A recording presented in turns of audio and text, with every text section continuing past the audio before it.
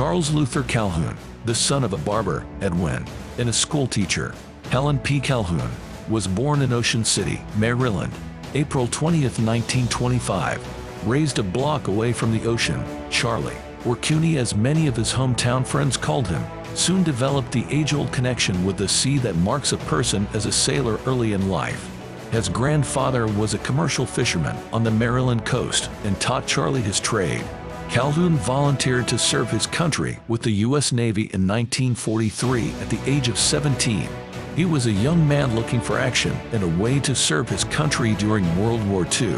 Trained as a torpedo-man, Calhoun served on the Jeep aircraft carrier USS Lunga Point in the South Pacific, experiencing firsthand the toughest battles fought in that theater of the war: Lake Gulf, Luzon, Iwo Jima, and Okinawa.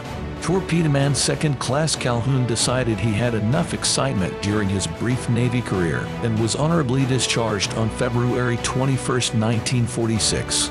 After returning home to Ocean City, he worked a short time for the post office.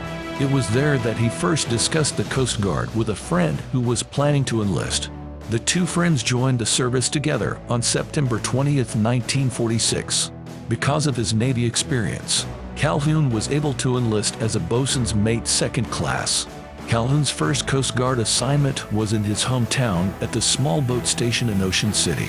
While standing watch in the station's lookout tower one stormy October night in 1947, Calhoun saw a man fall from one of the town's jetties into the sea. After alerting the station's other crew members, he raced down to the jetty and found the man clinging to the wet stones.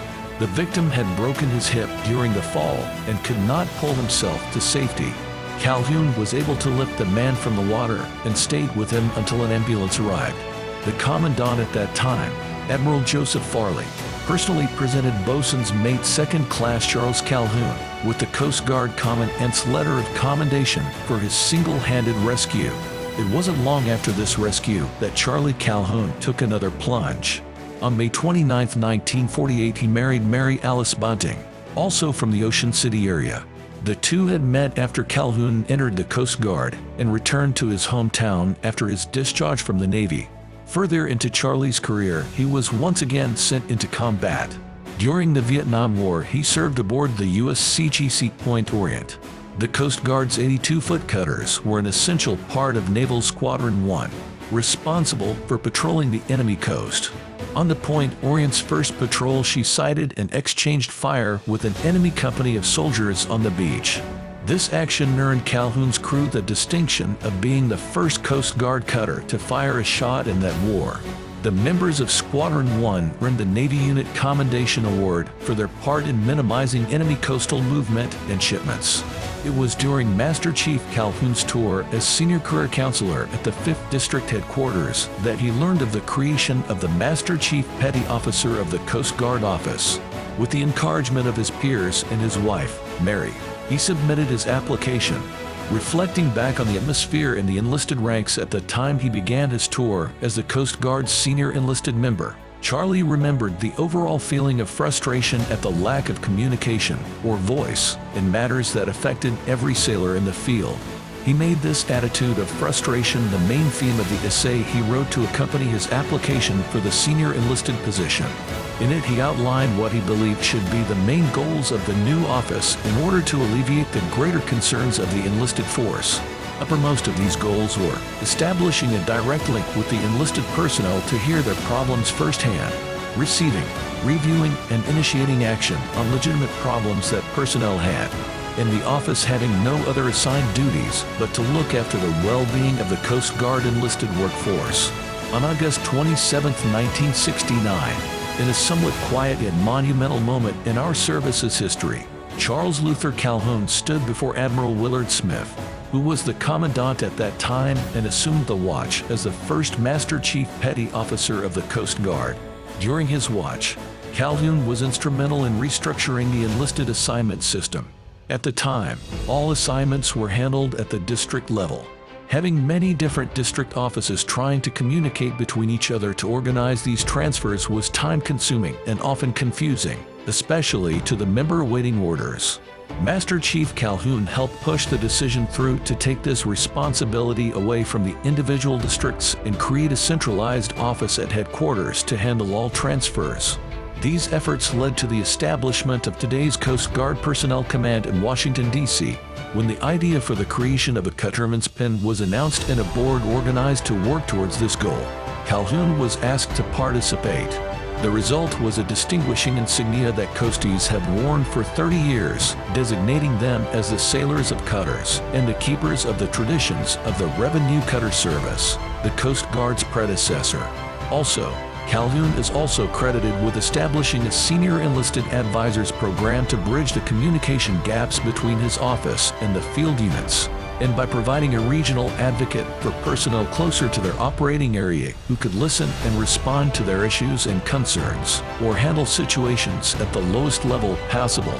When necessary, these Senior Enlisted Advisors would have a direct link to the Master Chief Petty Officer of the Coast Guard, thus a closer connection to our service's senior management level. These duties were assigned as collateral duties where the advisors, in addition to their primary specialty responsibilities, would work in this position in tandem with their regular tasks. It became the foundation to where today, the Coast Guard's Command Master Chief program serves as a communications link up and down the chain of command, and as specialized full-time change agents for the organization, who provide the detailed explanations of what's going on in the Coast Guard, problem solvers in conflict resolutions, and troubleshooters in organizational management matters.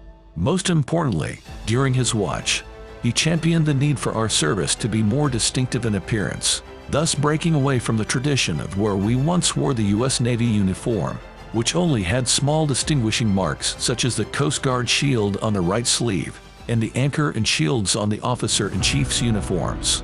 Reaching back into our Coast Guard past, where members of the U.S. Life-Saving Service wore a distinctive uniform, the service began its transition to what we all now wear today, known as the Bender Blues. At Calhoun's retirement, he proudly wore his new Coast Guard Bender Blue uniform, fashioning it as a new beginning in raising the visibility of the Coast Guard as a service that can and does stand on its own. On August 1, 1973, Master Chief Charles L. Calhoun stood down his watch, being relieved by Master Chief Yeoman Phil Smith in the position as the Master Chief Petty Officer of the Coast Guard. Charlie retired with over 30 years of combined active service with the Navy and Coast Guard. 14 of those years served at sea. For his service to the enlisted members of the Coast Guard, Admiral Bender presented Calhoun with one of the military's highest awards for recognition of faithful and dedicated service, the Legion of Merit. Interestingly, at the time, he became only the second enlisted member in Coast Guard history to have been awarded this medal for his exemplary and superb performance to his country. When asked to sum up his best and worst memories of his watch, Charlie remembered the day he was selected as one of his favorites.